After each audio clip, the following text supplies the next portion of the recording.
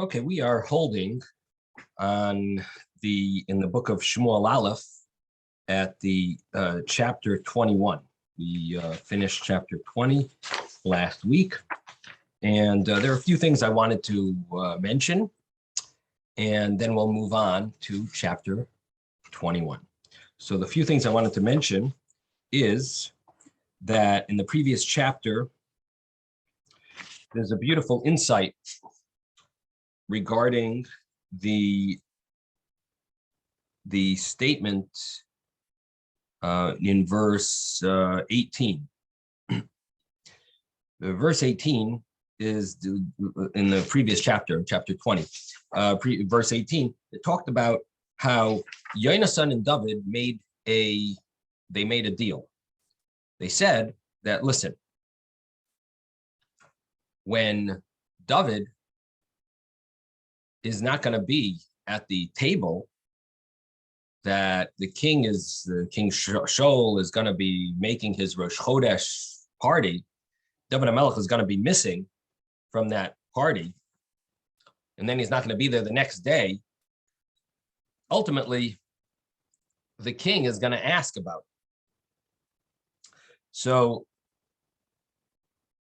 Yonasan tells David, he says, listen, tomorrow, Machar Chodesh, tomorrow is Rosh Chodesh, V'nefkadata, and you will be missed, you will be counted, accounted for, because ki pakeid moishavecha, because your seat will be empty.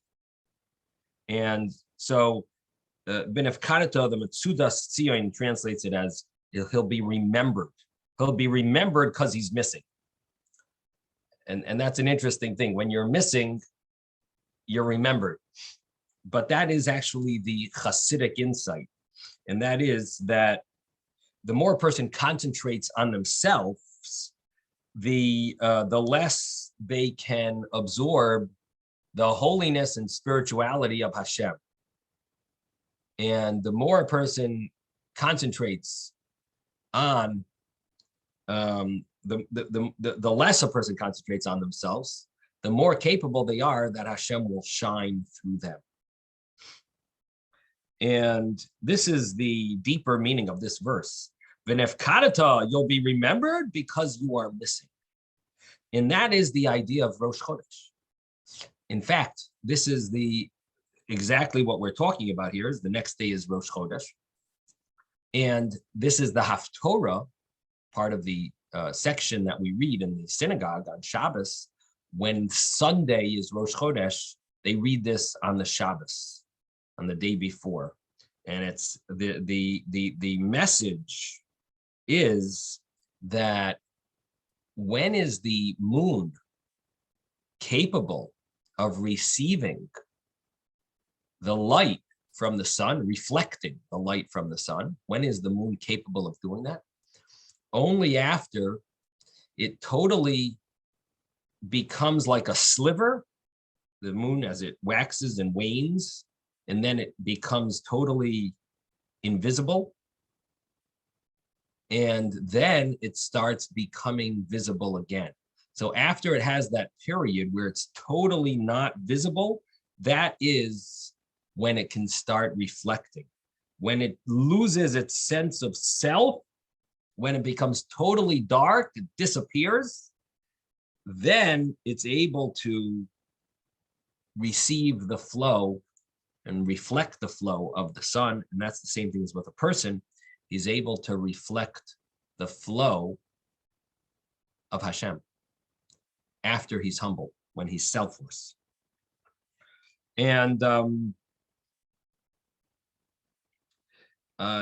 is a Hasidic insight on that verse. There is another verse also with another Hasidic little insight, and that is in verse 27.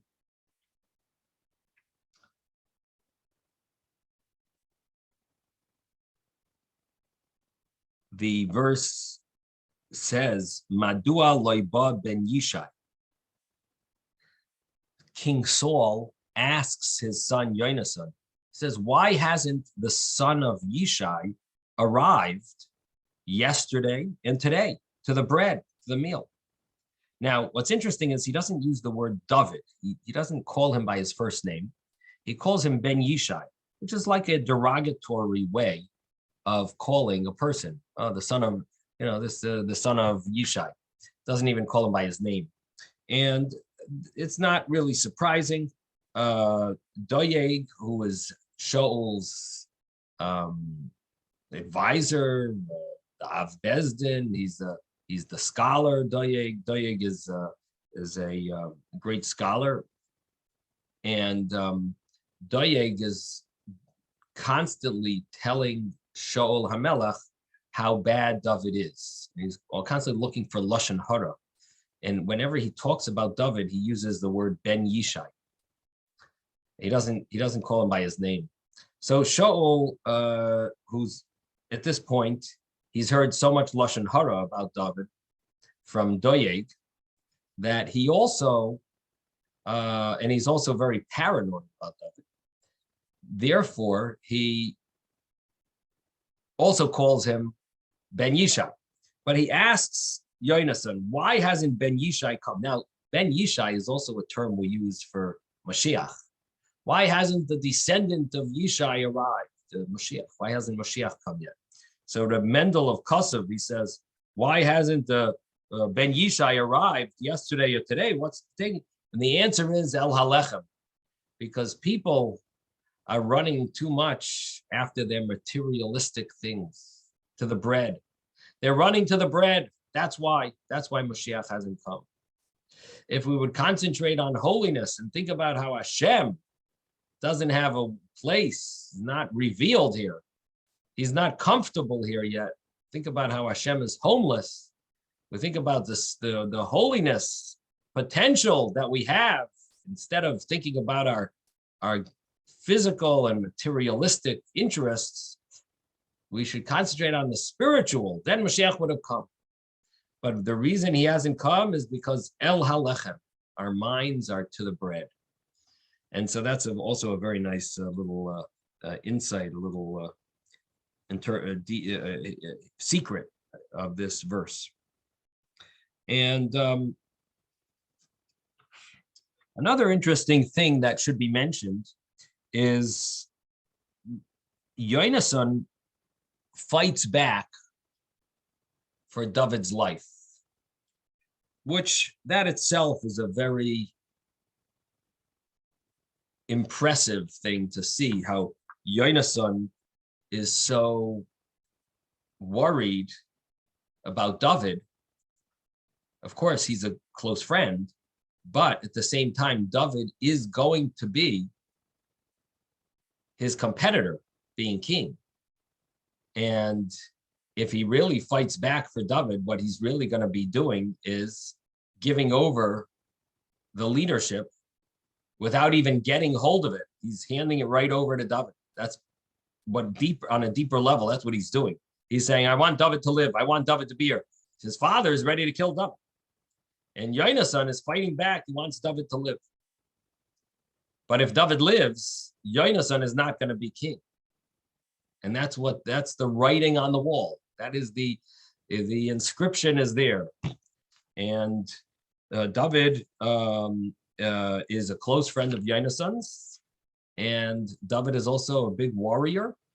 He's a great scholar.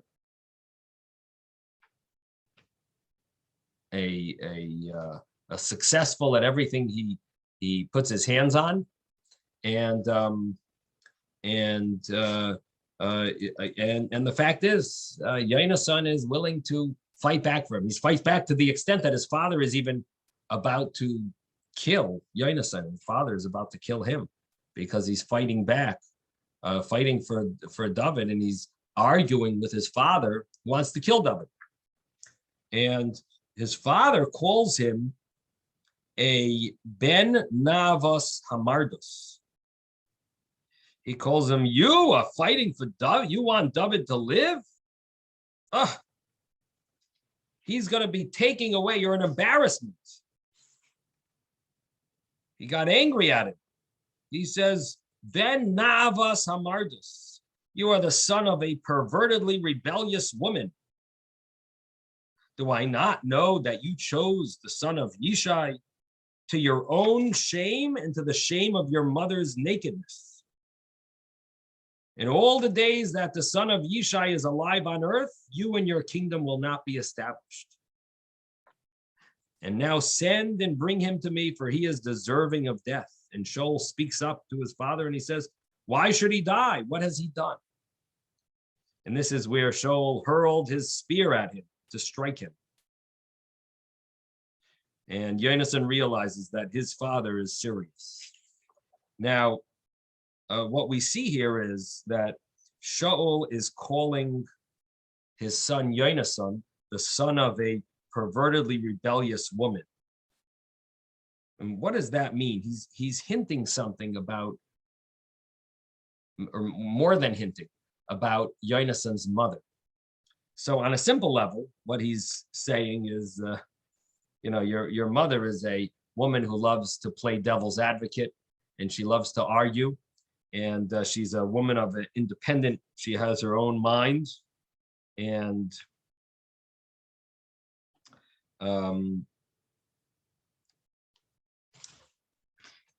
you follow in her. You're whatever I do. What I think David should die. You want. He's your best friend. You're doing exact opposite of what I want. And you must have inherited this from your mother. But there is another understanding here, and that has to do with a story that happened in the story of Pilegesh Begiva. And that was a very sad story, where in the tribe of Benjamin, there was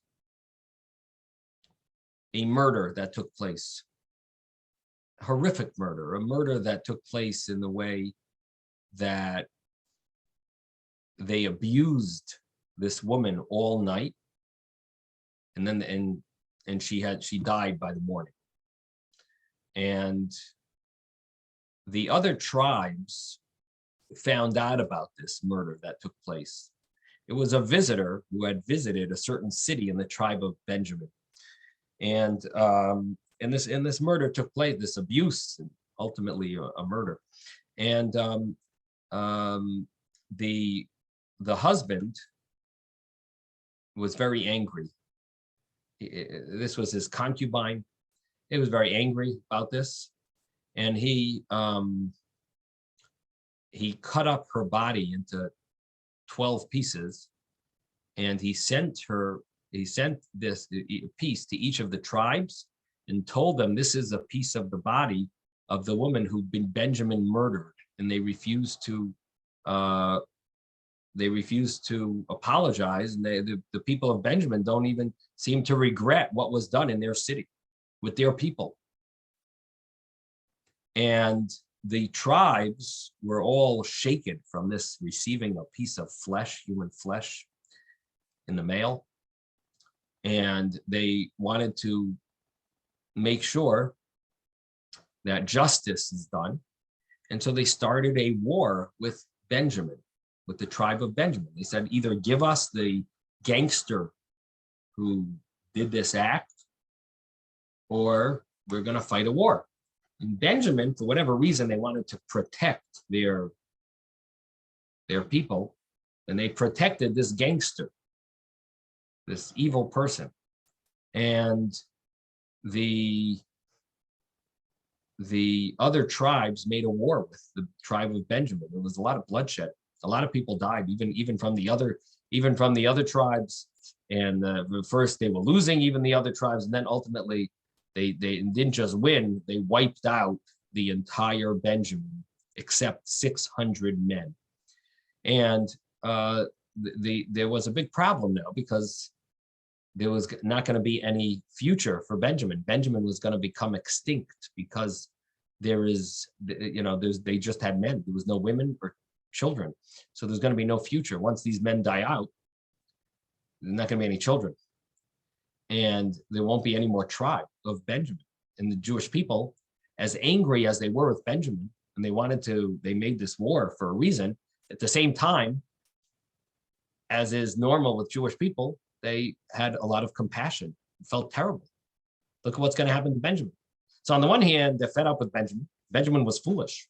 They should have, they should have brought this case to, they should have brought justice to the situation, and brought brought this person to trial, and or given him to the to the other tribes to deal with it. And instead they fought back, and they foolishly, but at the same time, the other tribes felt bad that Benjamin was going to be dead, the entire Benjamin. And there's only 600 men. And the other tribes had already made a deal. They made a vow. They're never going to give their daughters to Benjamin in marriage after this story. That was it. They were finished with Benjamin. But they felt bad for Benjamin. So they were able to get a hold of 400 women to marry 400 of the 600 men. And that had to do with a city of Yabesh Gilad that didn't come to war, didn't fight with them. And they fought with them afterwards, and they killed out the entire city, and they left 400 unmarried women alive. And those 400 women were able to get married to the Benjaminites. And this way, many of the Benjamites could repopulate their tribe. But there were still 200 Benjaminite men that the Jewish people felt bad. There's an opportunity for us to help this tribe repopulate. And so what do? They came up with a plan of, well, we made a vow that we're not going to give our daughters to the Benjaminites to marry. But the Benjaminites, they could come to this event that's going to take place in Shiloh, and the women dance. All the single girls dance over there.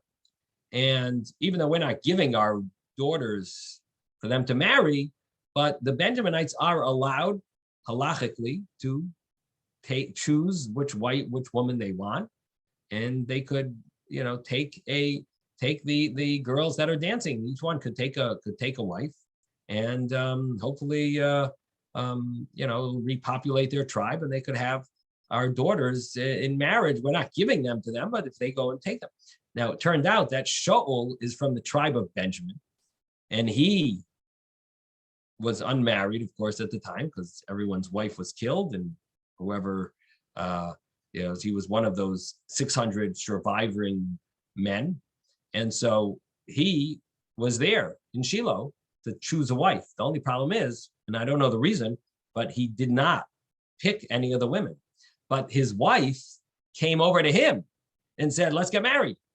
And so she went to him. She had a certain chutzpah, like aggressiveness, that she was willing to, and therefore, Shaul is now taking what she did and saying, this aggressiveness of your mother, that she chose me. She went and took me for a husband instead of me taking her for a wife. That aggressiveness seems to have affected you, that you also have a certain chutzpah to you, and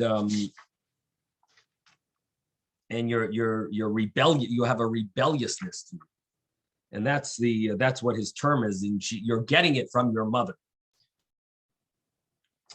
So that is the other story that I wanted to make sure you were aware of, because it does fit in that verse in verse 30. And now we can jump to chapter 21. And the chapter 21 begins, David arose and left, and Jonathan came back to the city. So this is after this story where Yonasan tells David, I was wrong.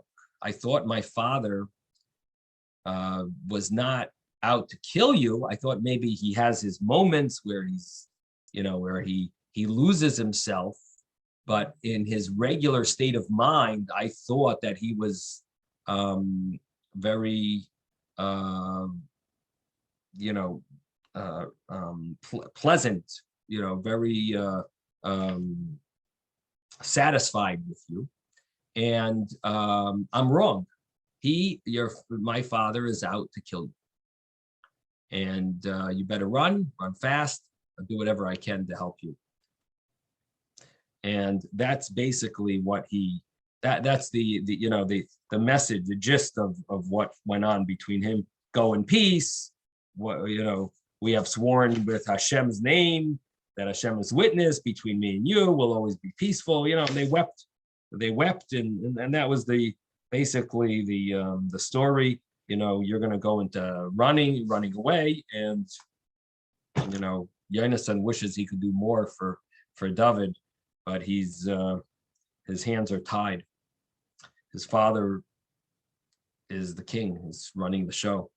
So David arose and he left, and Yonasan goes back to the city, back home, back to his palace. And David came to Nov, to Achimelech, the Kohen.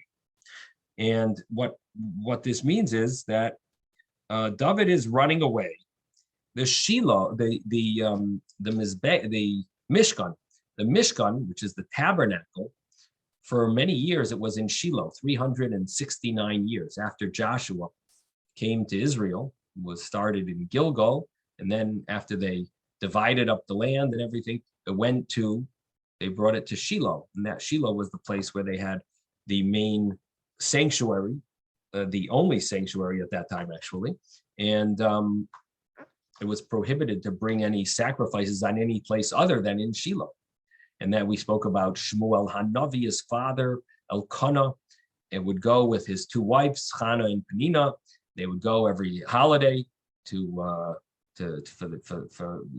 almost like you go to the Beis Hamikdash, like you go to the temple. They went to the Mishkan, the tabernacle, because the temple was still not built yet until King Solomon's time. And so they went to the Mishkan, and ultimately that lasted for 369 years until Eli HaKohen died. The day that Eli HaKohen died, his two sons died. The tablets were stolen, captured by the Plishtim, and the Plishtim then went in and destroyed the tabernacle in Shiloh. So the Jewish people set up the tabernacle afterwards in Nov. The only thing is, they did not have the ark. The ark was not there. The ark had been, as I mentioned, it was captured by the Plishtim, and it was a whole story how the Plishtim kept on getting sick, different types of pandemics they had, epidemics, and ultimately they moved it to different cities, and each city was crazy, the sicknesses that they had, and ultimately they said, let's give it back to the Jewish people. Obviously, their God is telling us something, that we are not meant to have captured their tabernacle, their ark with the tablets. So they sent it back with 2 cows, and the whole story, and we learned about it. And ultimately, the tabernacle was brought back, and the ark was brought, but they didn't put it in the tabernacle. They ended up keeping it in a separate place. It was in Kiryas Yearim, and that was a certain city and a village. And anyway, now that the Mishkan is the tabernacle is in Nov, keep in mind that in Nov it was not considered like a major temple. This was not considered as permanent as the tabernacle in Shiloh. It was considered more of a temporary type of thing. In Shiloh, it had a certain permanent, not full, because it wasn't the Beis Hamikdash, but it had a certain level of permanence to a certain extent, to a certain, it had a certain strength to it. It was made out of stone and so on. And here, the Mishkan, the tabernacle, was now moved to Nov. And while this tabernacle was in Nov, people were allowed to bring personal sacrifices on private altars. And this was used mainly for the communal offerings and the daily offerings and so on. And so that was what it was used for. There was a Kohen Gadol over there. And David went there to escape. Now, he also went there, the Abarbanel says the main purpose was to get God's guidance and to pray there and have guidance from Hashem. Now, Achimelech, who is the Kohen Gadol, he was a little surprised because he says, you're the king's son-in-law, David. You come alone? Now, there is a discussion in the Talmud as well as what day did he arrive? If he arrived on Shabbos, it was a Friday, and there's a whole discussion there, a little complicated in the Gemara, but it has to do with the fact that it could be that David was like traveling on Shabbos. Now, we understand that he's going to be doing a few smaller level sins in order to save his life. And that's not surprising. According to Jewish law, one's life takes precedence over many, many sins. There's only a few sins that it doesn't take precedence over. And that would be like if someone is very sick and they need to eat on Yom Kippur. Obviously, you have to feed them. They need medicine. If someone needs surgery, emergency surgery, and it's Shabbos, of course you do that surgery, no question. If you have to drive them to the hospital on Shabbos, there's no question. Of course you drive someone to the hospital on Shabbos. It's a matter of life and death, not if they have a sore throat. But if it's a matter of life and death, of course you have to drive them to Shalom. Of course there's no question, you have to, whatever is necessary. So David HaMelech is, yes, he traveled on Shabbos. If it happened to be Shabbos, according to that understanding of the story, he traveled on Shabbos. Not only did he travel on Shabbos, he's going to eat something that a regular Israelite is not supposed to eat. We're going to see he's going to eat these holy breads. And he was starving. Person who's starving, it sounds strange, but according to halacha, you would be allowed to go to Publix and pocket a few apples or a loaf of bread or something. If you're starving to death, you're allowed to steal. That's life and death. It overrides any of the regular sins. Stealing, of course, is a sin. No one would ever think of stealing, but I mean, no normal person. But in a case of life and death, and you don't have any money, that's what you do. So in any event, David is going to do a few of these things as a matter of life and death. This is the story. He's running now for his life. If he gets caught somewhere, they send him to Shaul, to King Saul. Saul is going to chop off his head. So David runs here to Noiv, and Achimelech greets him. He says to him, "Why are you alone and no one's accompanying you?" Verse 3 says, well, David said to Achimelech the Kohen, "The king ordered me on a mission. And he told me, no man may know anything about the matter for which I have sent you and commanded you. Thus I inform my attendants to be at a certain place. So I have some helpers, not that I didn't come with anyone. They're at a certain place. I can't really say. I'm on a secret mission from the king. And we have a certain urgent matter over here. Thus I inform my attendants to be a certain, and now, verse 4, he says, what do you have available? 5 loaves of bread? Give them, or whatever there is, into my hand. So we need food. And this is urgent. And the Kohen answered David saying, I have no ordinary bread available. There's nothing, there is only sacred bread, provided that your attendants have kept themselves from women. So he has bread, but this bread is holy bread, and you're not allowed to have it if you're impure. Now, you're also not allowed to have it if you're not a Kohen. So what does it mean? He's telling him you have to be pure. You can't have been with your wife. Again, if a person has relations with their spouse, they have to go to the mikveh and they wait for the night to come and then they could eat. Then they're back to purity. But so as long as the person wasn't with their spouse and they made sure to stay pure from the last, they're pure from the last time they purified themselves, they're fine. But if they were with a woman, they would be impure until they go to mikveh and so on. And so the Kohen Gadol tells them, listen, are you people pure? Because we have bread. It's only the holy bread. I don't have any regular bread. We do have this holy bread. And the commentaries understand this to mean, the general understanding is that this is the showbread. This is the bread that was on the the table and the temple that miraculously would always stay hot. It was a special bread, and it was normally eaten by the Kohen helpers, that they would come for a week, and then they would take it out, and the next they would bring the new loaves would be placed on the Shabbos. And so the Kohen says, I have no ordinary bread, but there is sacred bread as long as you people are kept yourselves from women. And so David answered the Kohen, and he said to him, women have been withheld from us yesterday and the day before. Moreover, when I left, the garments of all the attendants were pure. Even though this is a mundane mission, it's not like we needed to be pure for other purposes, but we've been careful. Surely today it will remain sacred in a proper vessel. So again, we're stuck with this question, and I didn't answer it. I'm just mentioning that there is an issue here, that the fact is he's handing this bread, which should not be eaten by an Israelite. Again, David is from the tribe of Judah. He's not a Kohen. He's not from the tribe of Levi. He's not a Kohen from the tribe of Levi. He's a individual, a regular Israelite from the tribe of Judah. He's not regular. He's actually been anointed as king, but he is not a holy Kohen. And he's not really allowed to eat this bread, whether he's pure or not pure. So the commentaries understand this to mean that he is allowed to eat anything under the circumstances he's in. It's a matter of life and death. He's about to die. He's hungry, and he's famished, and he's even having, according to the commentaries, he's even having seizures.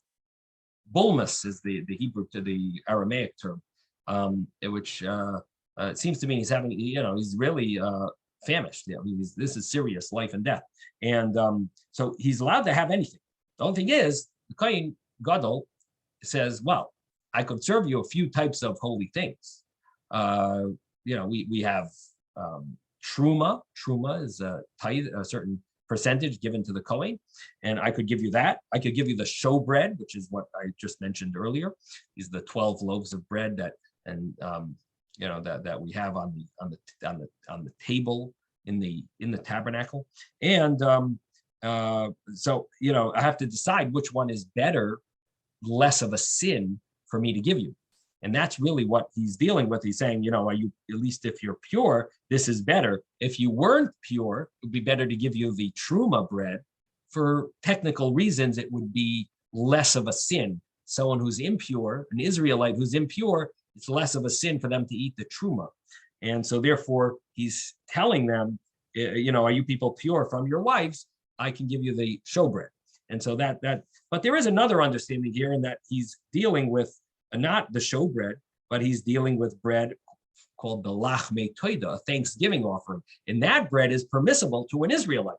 And according to that opinion, and that's a nice interpretation here, because he's handing him this bread that he's actually allowed to eat, because an Israelite is allowed to have the lachme toida, bread of a toida. The toida is a thanksgiving offering. In fact, the toida had to be eaten in one day. And so the people used to have to invite all their friends and relatives and have everyone come. It was like a special event, and it made people thank Hashem, because you had to eat it in one day, according to law, so you were forced to make a whole party out of it and praise Hashem. So according to that opinion, is Thanksgiving offering. They were allowed to eat it, but as long as they're pure, not, they hadn't been with their wife. And then comes the next verse. So the Kohen gave him the sacred bread, for there was no other bread there except for the showbread that was being removed from before Hashem, in order to place hot bread on the day it is taken off. So here we have this is basically the only option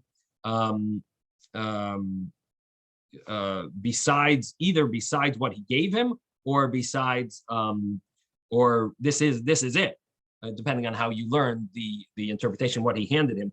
But this was the only thing that he had, and the only bread, or the only other bread. And the commentaries mention here that it was hot on the day that it was taken off. This was one of the miracles in the Beis Hamikdash, that when they took off this bread, it actually was steaming.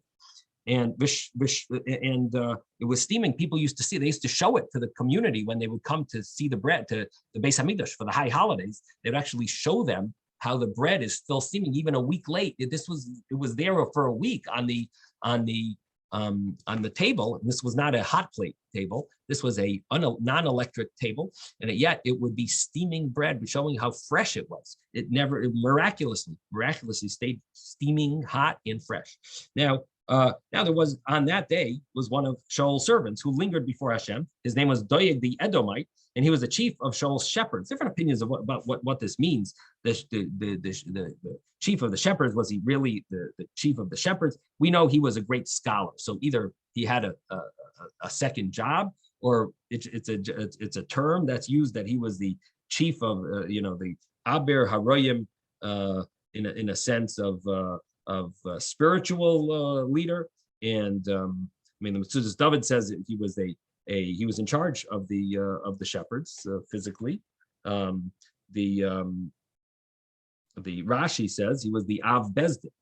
So you have, it either means literally or spiritual, but we do know that Doeg was a great scholar. He was unfortunately an evil person, and you do find that once in a while, very rare, but there have been a few people who have been great scholars and have been evil. And Doeg is one of them. Achitophel is another one. And Yeravam ben Nevat was another one. These were evil people. They did terrible sins and caused others to do sins and so on.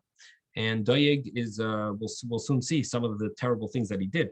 And he was there. So now he's going to be telling Shaul, he's the best close with Shaul. He's a chief of Shaul's shepherds. So whatever that means, either he's the Av Bezin for Shaul, or he's the chief of the shepherds of Shaul, but he's there, and Shaul, he tells Shaul all the lashon hara, all the evil gossip about David.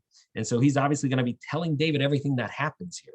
And this is what's going to bring one of the worst and saddest times in this book, is going to be what Doeg ends up causing. We'll soon see. David then said to Achimelech, perhaps you have here under your hand a spear or a sword, for I did not take my sword and my weapons with me, since the king's mission was urgent. So he wants a sword and he doesn't have one. And he asked the Kohen Gadol, do you happen to have a sword here? Now, it turns out that there was the sword that David himself had brought there many years earlier, or not years, but maybe months earlier, with when he won over the war with Goliath. And what did he do with that sword? He killed Goliath with the slingshot, and then he chopped off his head, took the sword, and brought it to the tabernacle. So David himself had brought a sword there. And the Kohen says, the sword of Goliath, whom you slew in the Elah Valley, is wrapped up in a cloth behind the ephod. If you want to take it, for there is none other here except for it. And David said, there is none like it, give it to me. And this is the story of David taking getting the sword. Now, there are different opinions of understanding of what exactly was going on here. It's wrapped up behind the ephod. There is a targum, there is a translation understanding here that it is behind the targum, the ephod, which the ephod is the garment, but the ephod is another term for the garment that the Kohen Gadol wore on the breastplate, which, in other words, the ephod was connected to the breastplate. So, or the breastplate was connected to the ephod. So it sometimes uses that term, ephod, to include also the breastplate. And what that means is that after the ephod could mean after David had asked Achimelech, the Kohen Gadol, to please find out from Hashem something, and ask the Urim Betumim, which means the breastplate had the potential to answer. It was like a method of asking God questions. The Kohen Gadol would ask the Urim Betumim. Now, the Kohen Gadol was only allowed to ask for very important matters. He was not allowed to ask, should I invest in Apple stock? He had to ask something that was very important, only for important people. He could only ask for the king, or a mission for the king, or things like that. And David HaMelech wanted him to ask, either David wanted him to ask, will he be successful at running away from the king? Is his mission, is it worth what he's doing?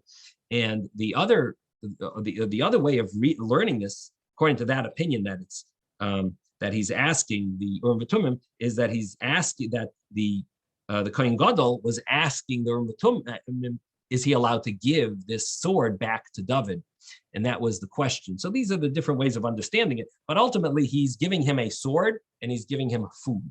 And he gives him the bread and he gives him a sword. And that's where we're going to have to end. Sei gesund, everyone. Thank you for joining.